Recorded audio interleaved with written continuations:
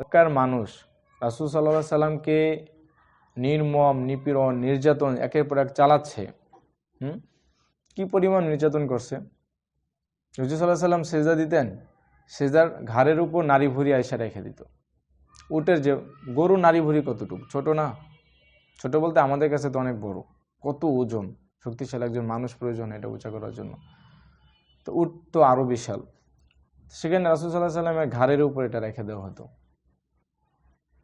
পুরস্কার ঘোষণা করা হতো যে ওখানে উট জবাই করা হয়েছে, কে পারবা ওই উটের নারী ভুঁড়িটা মুহাম্মাদের ঘাড়ের উপর রাখতে।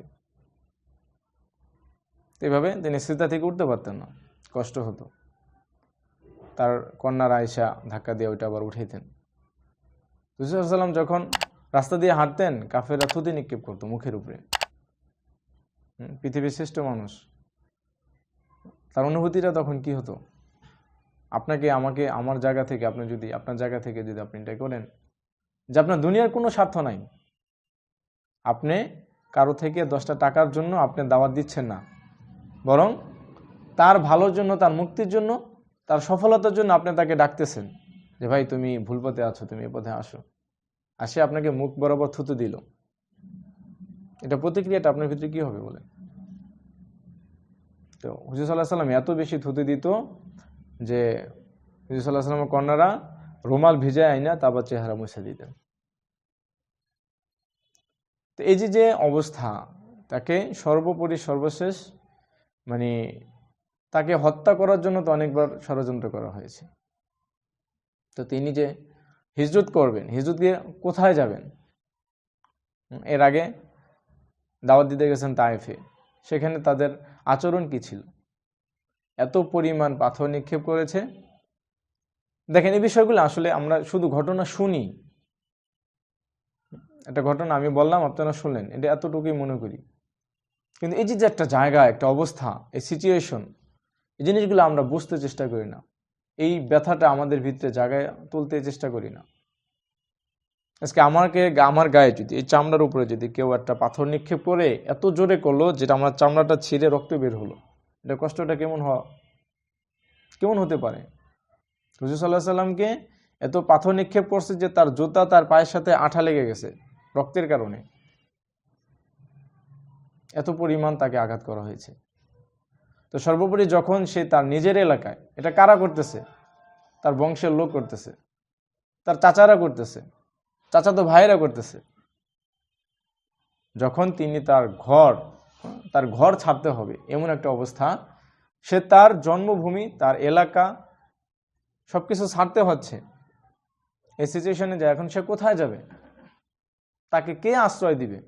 কারণ মক্কার মানুষ সবাই ব্যবসায়ী, সবাই টাকাওয়ালা, সবাই ক্ষমতাওয়ালা। এই ক্ষমতার বিপরীত গিয়ে এই চ্যালেঞ্জকে কে গ্রহণ করবে? মনে করেন মক্কাবাসীর কাছে তখন এই হুজুর সাল্লাল্লাহু আলাইহি সাল্লাম তাদের দৃষ্টিভঙ্গিতে কি ছিল?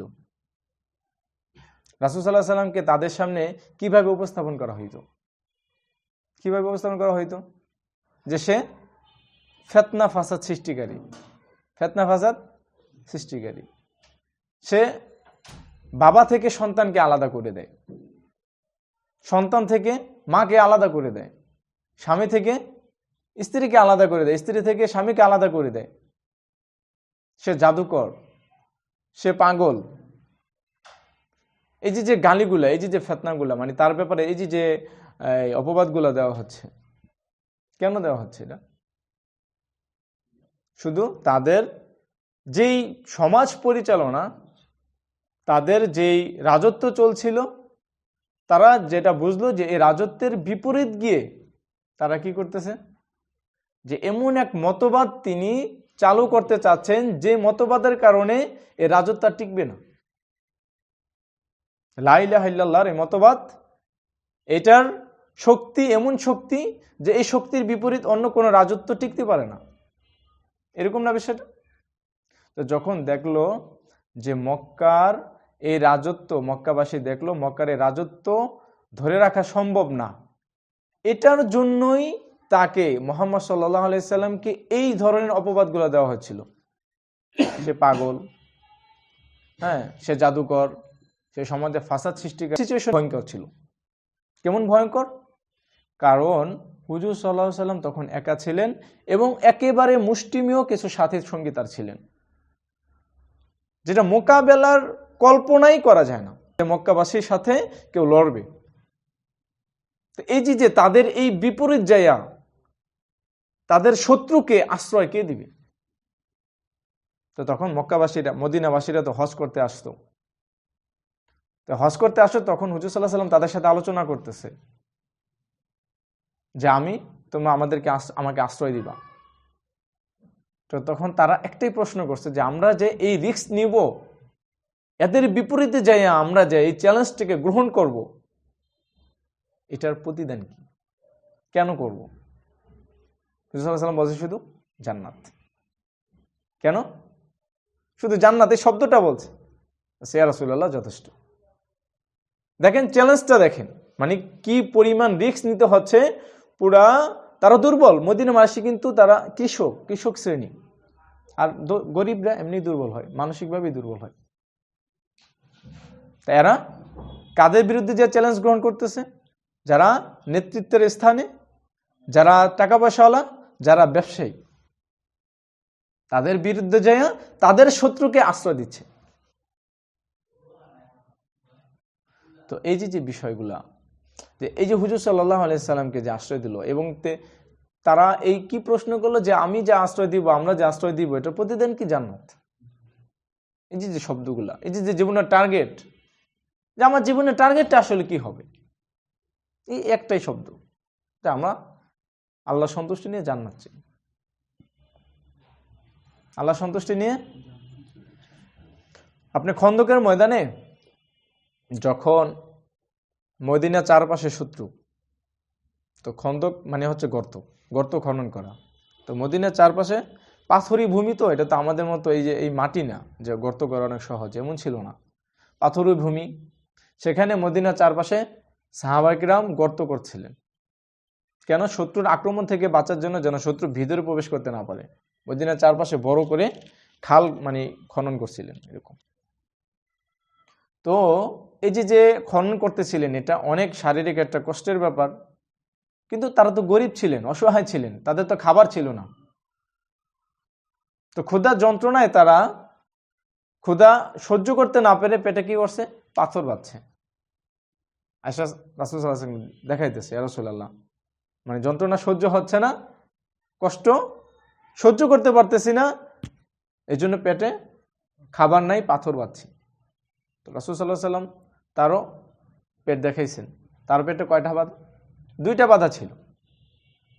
এবং আল্লাহর কাছে বলতেছে, সাহাবীকে বলতেছে যে আমাদের আসল জীবন তো আখিরাতের জীবন,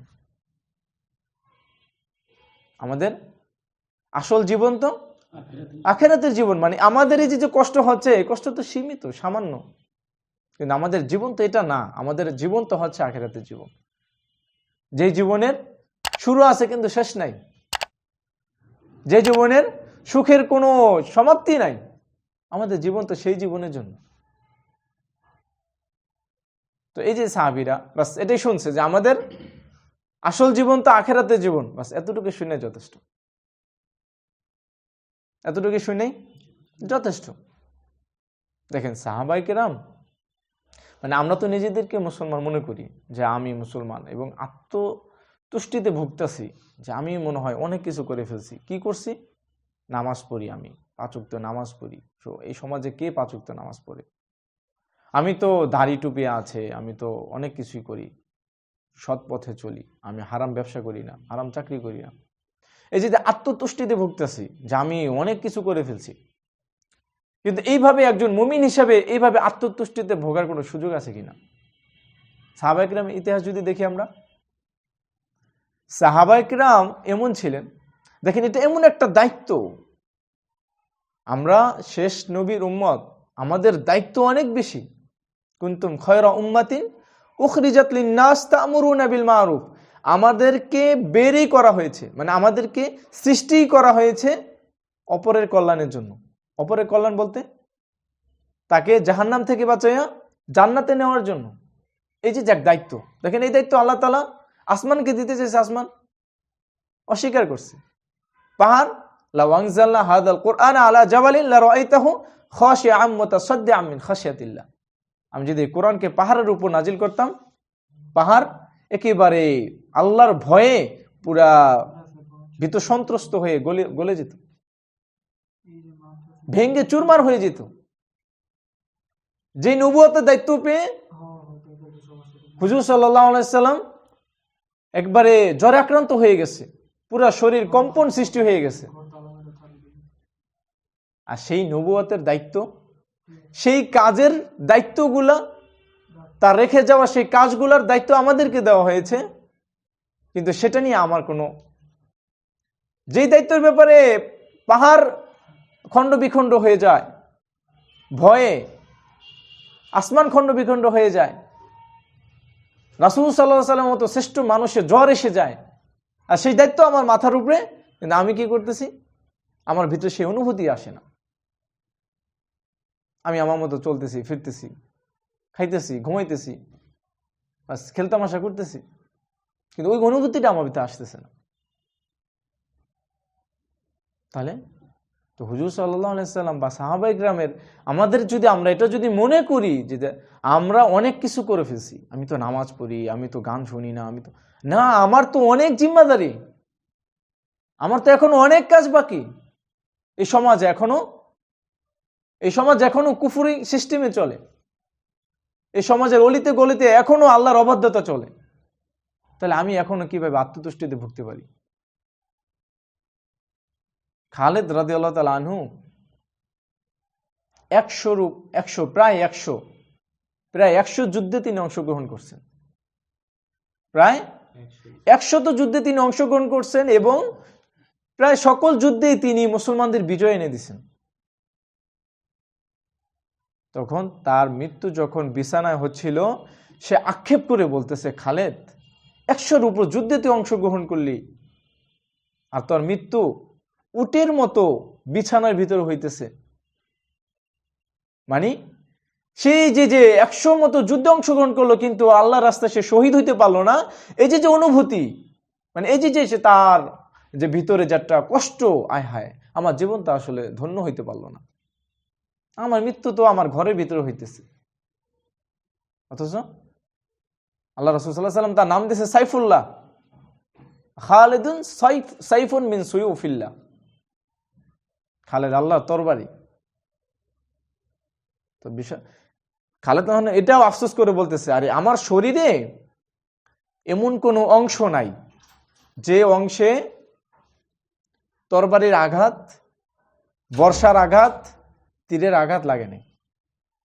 আমার শরীরে এমন কোনো অংশ নাই, অর্থাৎ প্রত্যেক 1 বিঘতের ভিতরে অবশ্যই হয়তো তরবারির আঘাত আছে, না হয় বর্ষার আঘাত আছে, না হলে তীরের আঘাত আছে, কিন্তু এক উটের মতো আমার বিছানায় মৃত্যু হচ্ছে।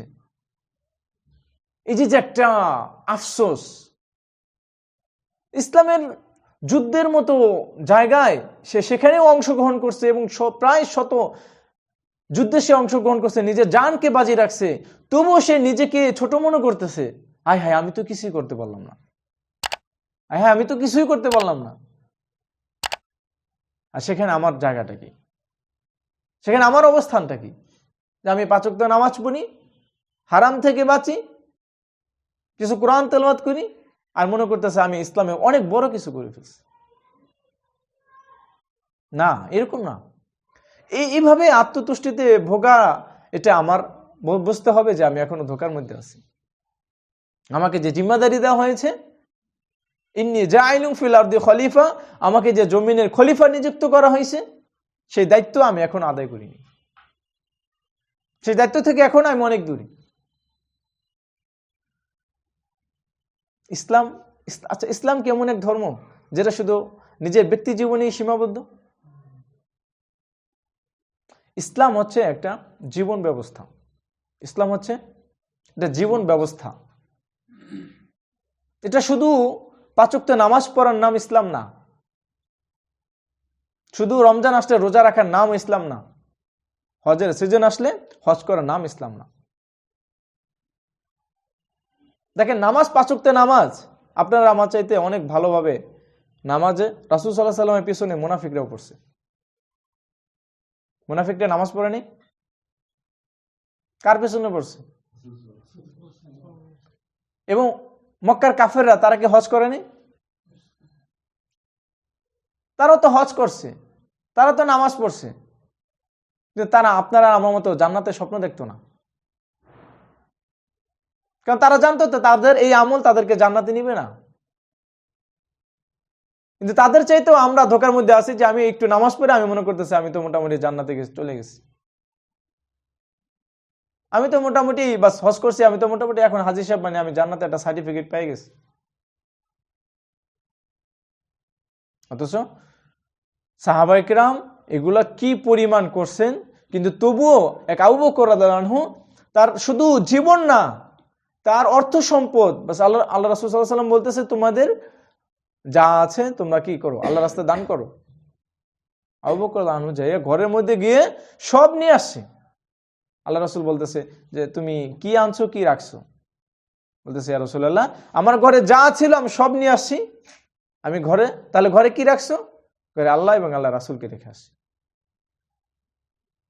এত পরিমাণ ইসলামের কাজ করার পরেও সে বাগানে গিয়ে চিৎকার করে কান্না করতেছে, আবু বকর তুই মানুষ কেন হইলি?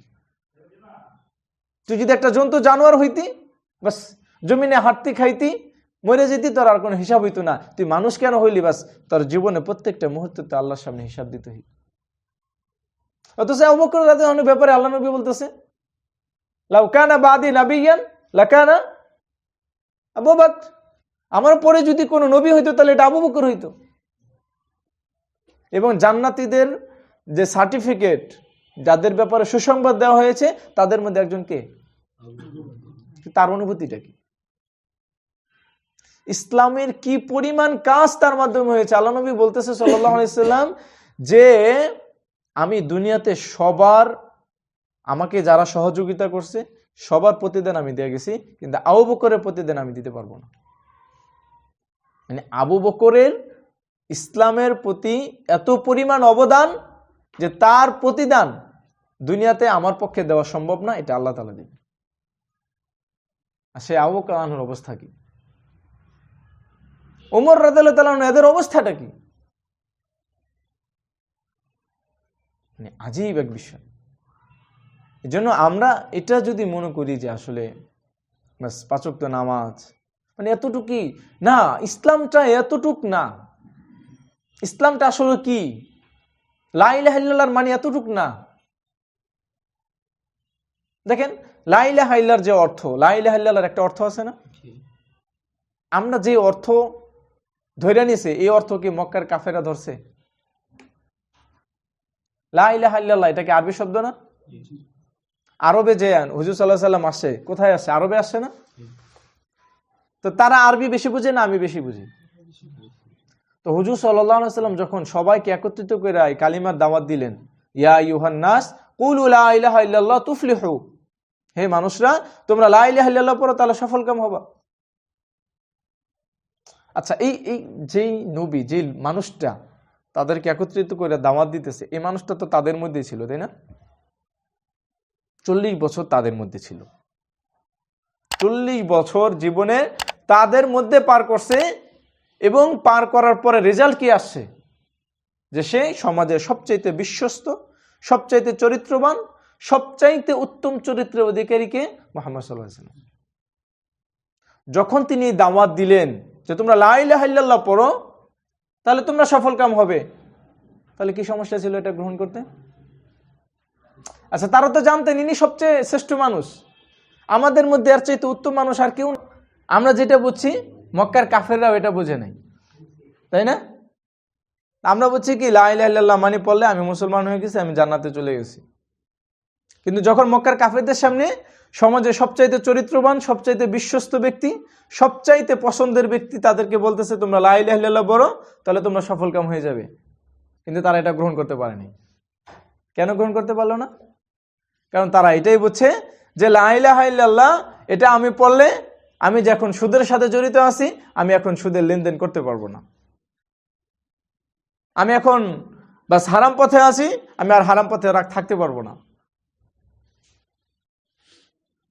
আমি এখন নেতৃত্বের আসনে আছি, আমার নেতৃত্বের আসনে আমি আর থাকতে পারবো না। আমি আমার যেইভাবে আমার জীবনকে পরিচালনা করতেছি, সমস্ত জীবন ব্যবস্থা, সমাজ ব্যবস্থা, রাষ্ট্র ব্যবস্থা সব কিছু আমার চেঞ্জ করতে হবে এবং এই সব কিছুর স্থানে ইসলামী জীবন ব্যবস্থাকে বহাল রাখতে হবে। তারা লা ইলাহা ইল্লাল্লাহ মানে এটা বুঝছে। এখন আমি লা ইলাহা ইল্লাল্লাহ মানি, যদি ওইরকম কাফেরদের মতো মক্কার কাফেররা যেমন বুঝছে, তাহলে যদি আমি মুমিন বুঝতাম, তাহলে আমি গানও শুনতে পারতাম না, আবার লা ইলাহা ইল্লাল্লাহ দাবিদার মুসলমানও করতে পারতাম না। মানে আমি মুসলমান এই কথা দাবিদারও করতে পারতাম না। আমি লা ইলাহা ইল্লাল্লাহ পড়ছি আর মুসলমান হয়ে গেছি, এটা দাবিও যেমন অসম্ভব ছিল, গান শোনাটাও কি। এই দুটো একসাথে কিভাবে হইতে পারে? তারা তো দুটো একসাথে নিতে পারবে না, এর জন্য লা ইলাহা ইল্লাল্লাহ গ্রহণ করে নাই। মক্কা কাফেররা লা ইলাহা ইল্লাল্লাহ গ্রহণ কেন করে নাই?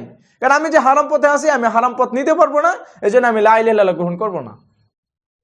কিন্তু আমাদের কি আজীব, আমি লা ইলাহা ইল্লাল্লাহ গ্রহণ করছি, আমি আবার গানও শুনতেছি। আমি লা ইলাহা ইল্লাল্লাহ গ্রহণ করছি, আমি আবার অবৈধ সম্পর্ক করতেছি।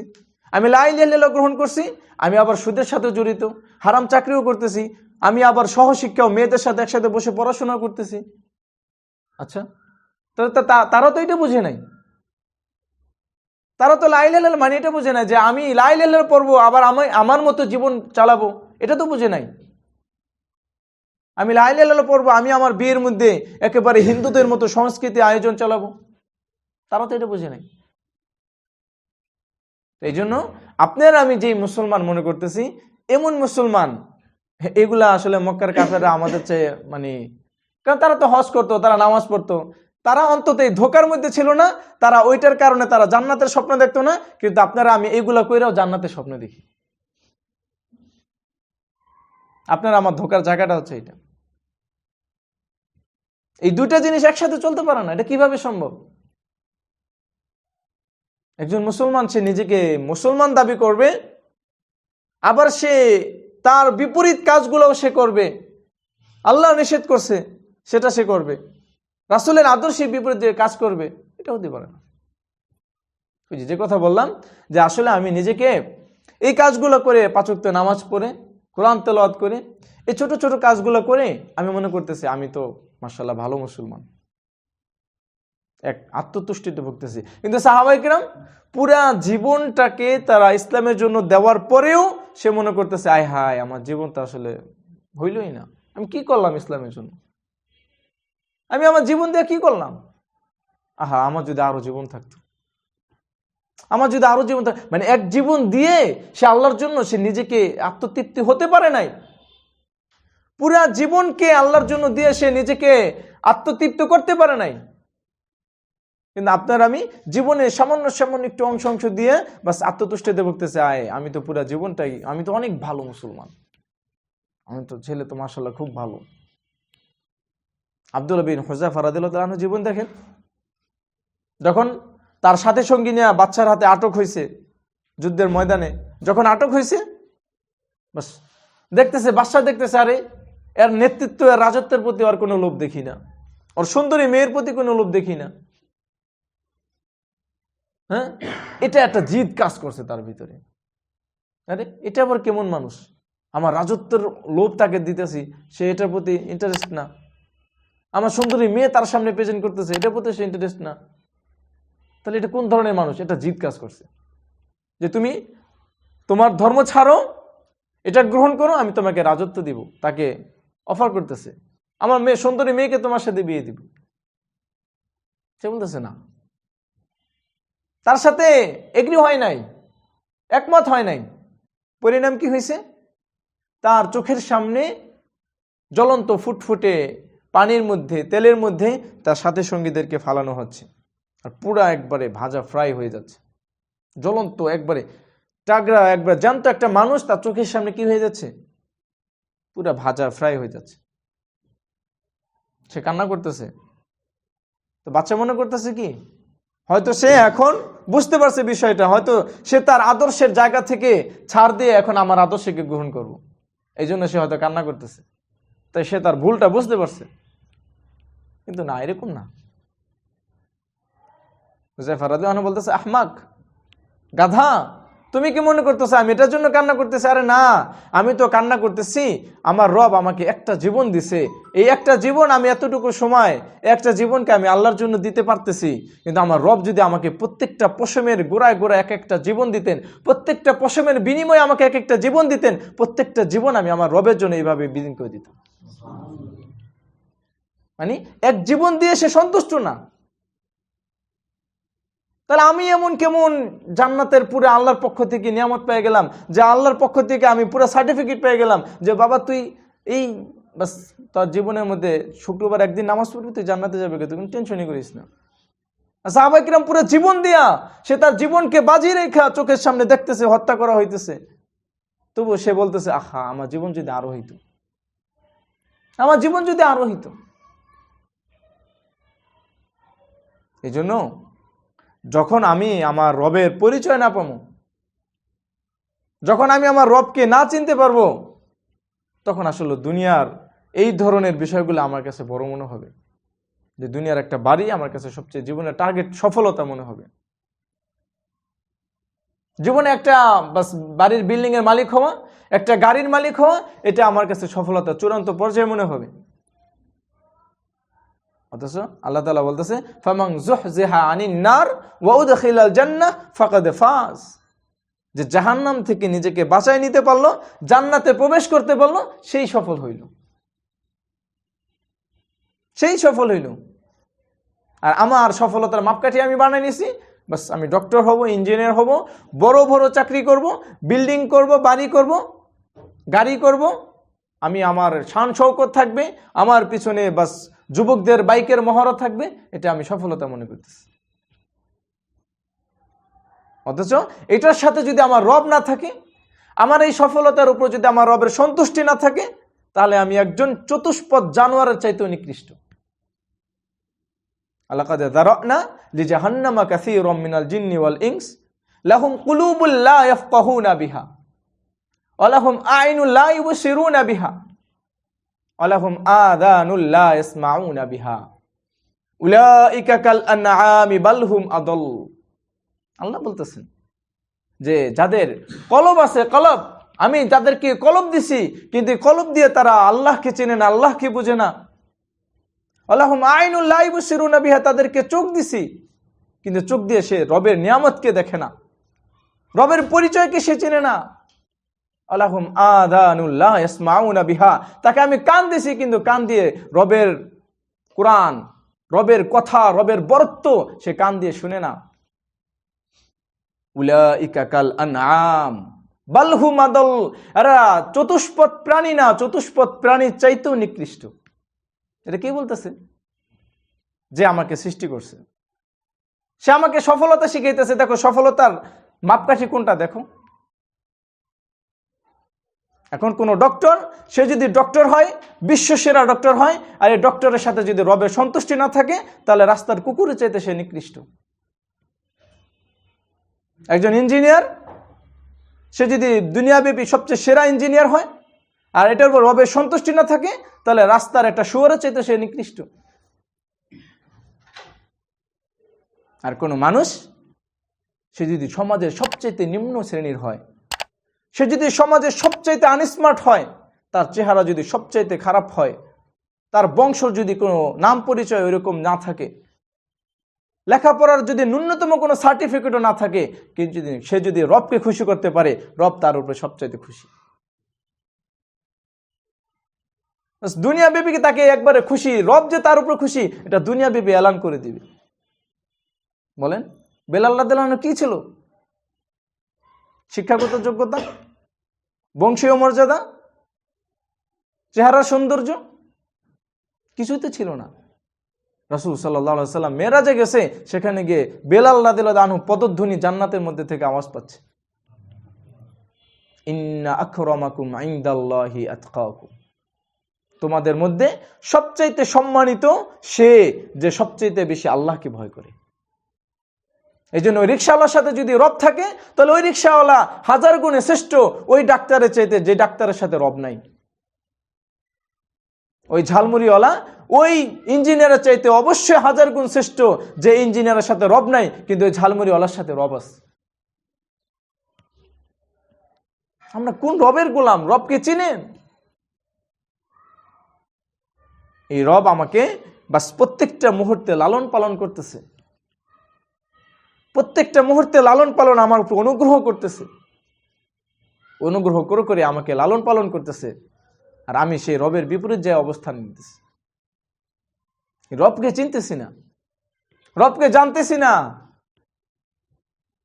রবের পরিচয়। রব কত সুন্দর আমাদের বান্দাকে রব কি পরিমাণ ভালোবাসে। এমন হতেই পারে না যে মানুষকে আল্লাহ বিপদের মুখে আল্লাহর জন্য সে কাজ করবে আর বিপদের মুখে তাকে ছেড়ে দিয়ে আল্লাহ চলে যাবে, এটা হতেই পারে না। কিন্তু দুনিয়ার ক্ষেত্রে এটা হওয়া সম্ভব না, শুধু হচ্ছে হচ্ছে। ছাত্রলীগের কর্মীরা আবার জীবন বাজি রাখলো আর নেতায় চলে গেছে, গেছে না?